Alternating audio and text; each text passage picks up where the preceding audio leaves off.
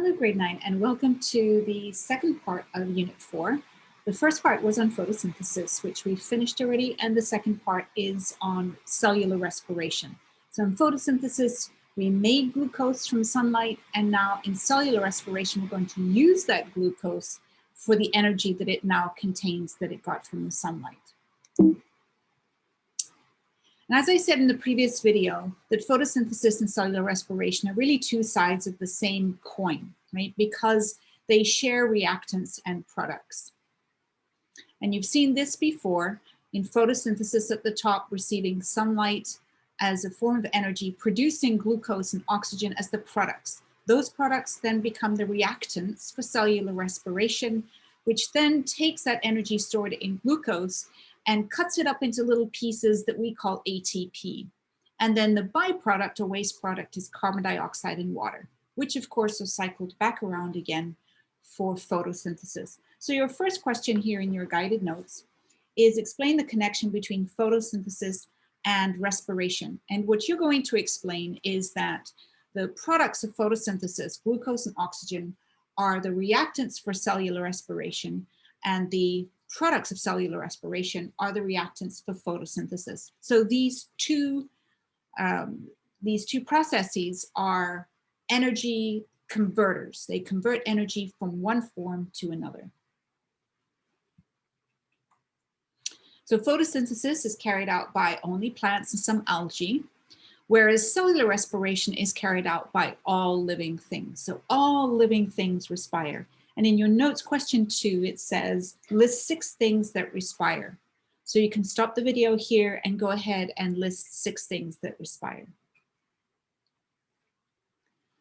So following photosynthesis, the glucose that was constructed within the plant cells can then be used as a source of energy and materials for cellular activities such as growth, reproduction, and the synthesis of more complex materials like starch and proteins and fats. So all of those are organic compounds, and you'll remember a few units ago, you were asked, I think unit 1, you were asked to list the organic compounds, and they were proteins, nucleic acids, carbohydrates, and lipids. So all organic compounds originated from photosynthesis. And the breakdown of these organic compounds to release their energy is cellular respiration. So question 3 is list 4 organic compounds. So you can list fats, proteins, carbohydrates, and nucleic acids. You can stop the video to do that. So which of the following things respire? A bird, a plant, a bacterium, a fungus? You, all of the above, none of the above, A, B, and E only? So I'll let you think about that.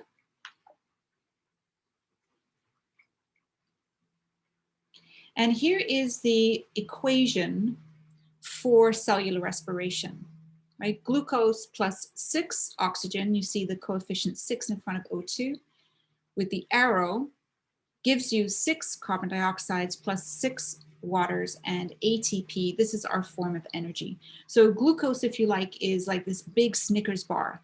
And if the big Snickers bar were to be like consumed in one go by the cell, there would be this metaphysical meltdown. It's just way too much energy. So what the cell does in the mitochondrion, it takes that glucose and it cuts it up into 36 little slices. And those 36 little slices we call ATP. And when the cell needs some energy, it just nibbles away at a piece of the glucose molecule, nibbles away on one of those slices. Now, does this reaction look familiar to you?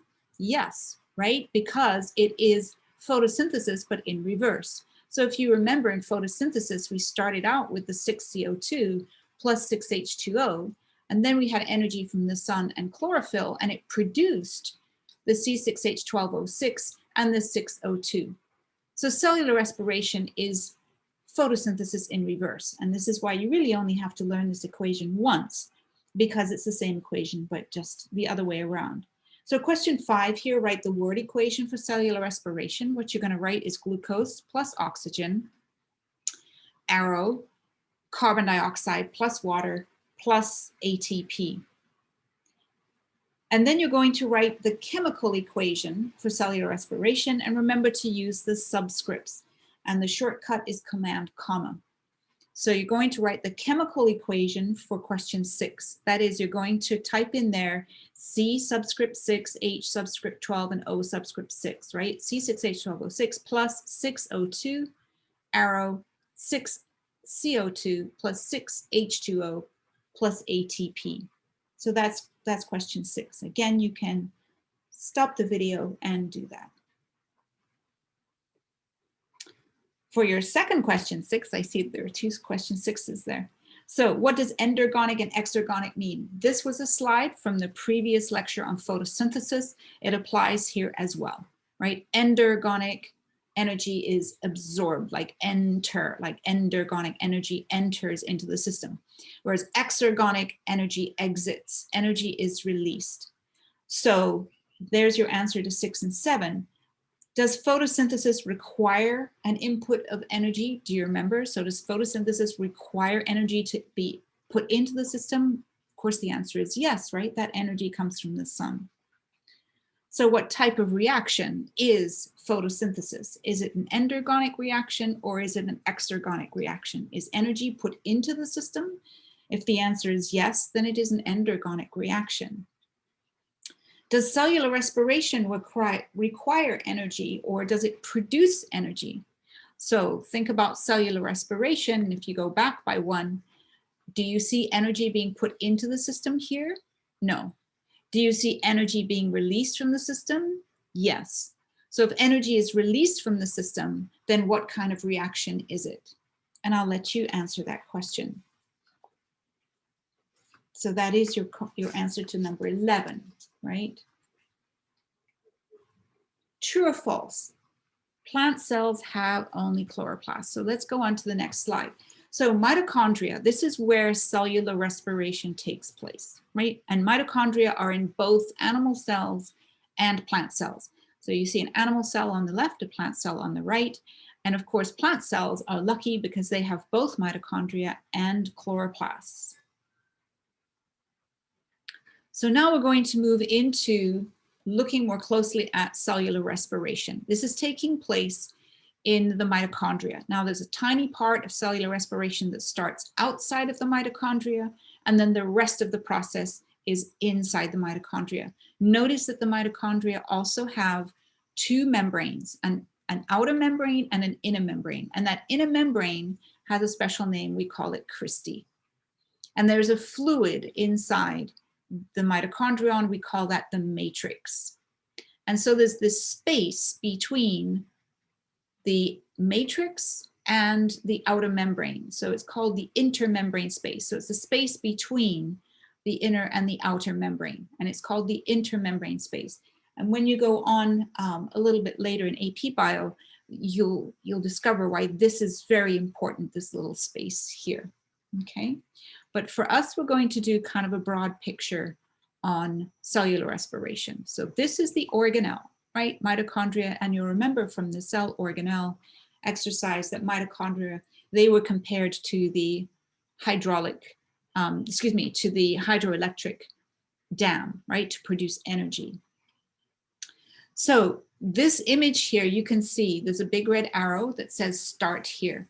And I mentioned earlier that the first part takes place outside of the mitochondrion. So it's out here in the cytoplasm, and it's called glycolysis. And you now know that lysis means breaking apart. Remember, lysosomes break things apart.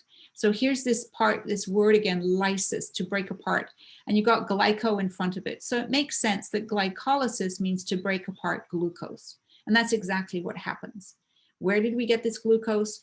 From photosynthesis. So remember, the product of photosynthesis is a reactant for cellular respiration.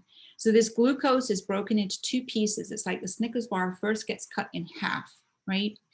So these 2 pieces are called pyruvic acid. Each one of them contains 3 carbons, right? Because we started out with 6. And you get a tiny bit of energy out of this process, 2 ATPs. And then we go on to the next step. So the next step now takes place inside the mitochondrion, and it's called the Krebs cycle after Professor Krebs. And the 2 pyruvic acids go around the Krebs cycle, and these carbons get pulled off of them one by one by one. So I started out with C6, So it makes sense that I'm going to get 6 carbon dioxides at the end of this story. So it goes around pulling off those carbons. And as those carbons get pulled off, they release electrons. And those electrons are carried over by electron carriers to this thing that we call the electron transport system. And the electron transport system is really where most of the energy is made. So the Snickers bar was only cut in half here in glycolysis. Now it gets cut into smaller pieces and we harvest the energy in the electron transport chain, right? And that takes place on the membrane, on the inner membrane of the mitochondrion. So the Krebs cycle takes place in the matrix. The electron transport system takes place on the cristae. Remember that the inner membrane had a special name. Its name was cristae. And you can stop the video here to fill in that table and go back and find that word cristae. So notice that we get 2 ATPs out of glycolysis, 2 ATPs and carbon dioxide out of Krebs cycle, and we get 32 ATPs and water out of the electron transport system. Notice that for your starting molecules, glucose is your starting molecule for glycolysis. Pyruvic, also called pyruvate. So pyruvic acid is converted to acetyl-CoA. Acetyl-CoA is your starting molecule for Krebs cycle. So again, you can stop the video and fill in that table. Acetyl-CoA is your starting molecule for Krebs cycle. Krebs cycle produces electrons, which then go to the electron transport chain. And I get 32 ATPs out of the electron transport chain. So the starting molecule for the electron transport chain are electron carriers and oxygen. Right? Electron carriers and oxygen is your starting molecule for the electron transport chain. And your molecule produced is water. And then you also get 32 ATPs. Question 14, how many ATP molecules are produced from one glucose molecule in aerobic respiration? And you can see down at the bottom of the slide, a total of 36 ATP molecules per glucose molecule. What are the products of aerobic respiration? So this is aerobic respiration because it requires oxygen. So the products of aerobic respiration are 36 ATP molecules, 6 carbon dioxides, and 6 waters, 6 H2O. Well, it's a really rainy day today.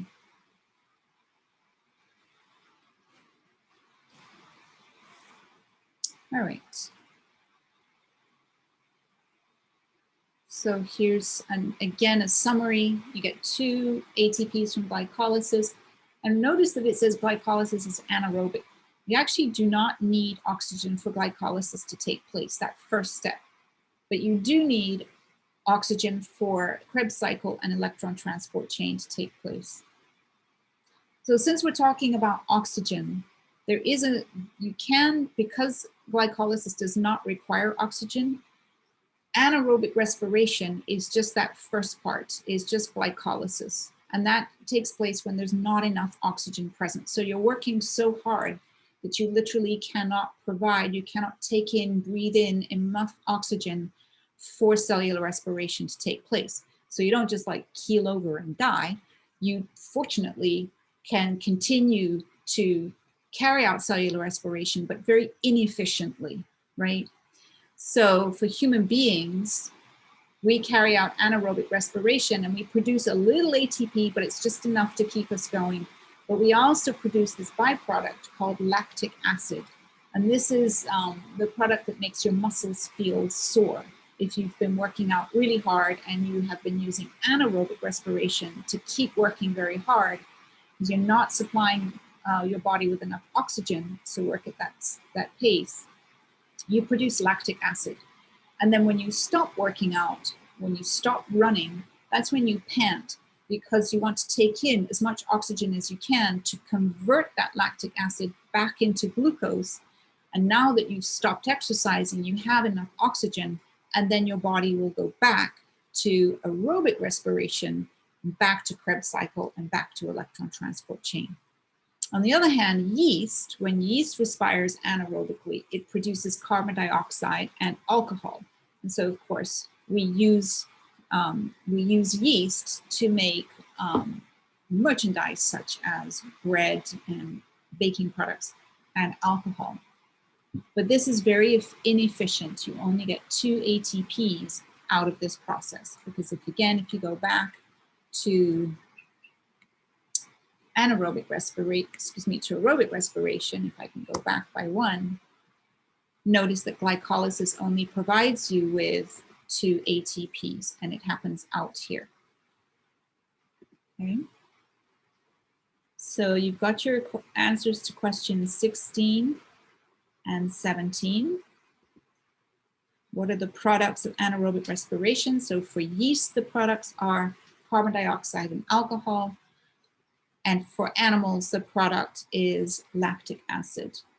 How many ATP molecules are made in anaerobic respiration? Your answer there is 2 ATPs. So what could possibly go wrong? Well, what could go wrong is poisons, such as arsenic, for example, is a toxin. Cyanide is a toxin. Even weed killer is a toxin. So a lot of poisons target one place in this system, and it may be glycolysis, or it may be later on in the electron transport chain. But if you can prevent cellular respiration from taking place in an organism, basically you kill the organism. Okay, so this is how many poisons work, is they interfere with one of the steps in cellular respiration and effectively will kill the organism in its tracks. So question 13, apply the concept of cellular respiration to exercise. What happens when you have used up the oxygen in your bloodstream from exercising? What is the byproduct of anaerobic respiration that makes your muscles sore? So what happens when you use up all of the oxygen in your bloodstream? Then you carry out anaerobic respiration, and the byproduct of anaerobic respiration that makes your muscles sore is lactic acid. Let's see. All right, let's take a look at this before we do question 14. So overall cellular respiration reaction, C6H12O6. This is a product from the Calvin cycle in photosynthesis. Plus 6O2, product of the light reactions in photosynthesis. So remember, the products of photosynthesis are the reactants for cellular respiration. Out of cellular respiration, I get carbon dioxide, which is the waste product from the Krebs cycle, and I get water, which is the waste product from the electron transport chain, and I get 36 ATPs. Take a look at question 14. If a bowl of poi has 10,000 glucose molecules in it, how many ATPs would be produced when you eat that bowl of poi, right? So if you get 36 ATPs for 1 glucose molecule, how many ATPs would you get for 10,000 glucose molecules? So that's a little simple math there. Name 2 waste products of photosynthesis, right? So I just talked about that. A waste product of photosynthesis would be glucose and oxygen. And what are 2 waste products of respiration? Carbon dioxide and water. And so now, what I'd like you to do, okay, so this is just showing us the overall equation for photosynthesis, right? This you're very familiar with. So what I'd like you to do for question 17 is to describe the relationship between photosynthesis and respiration, and you must use the word energy in your description. So this description for question 17 is going to be just a little bit more complex than your answer for the first question. So you're going to describe this relationship in terms of energy, right? In terms of energy conversion from one form of energy to another form of energy. And that's it.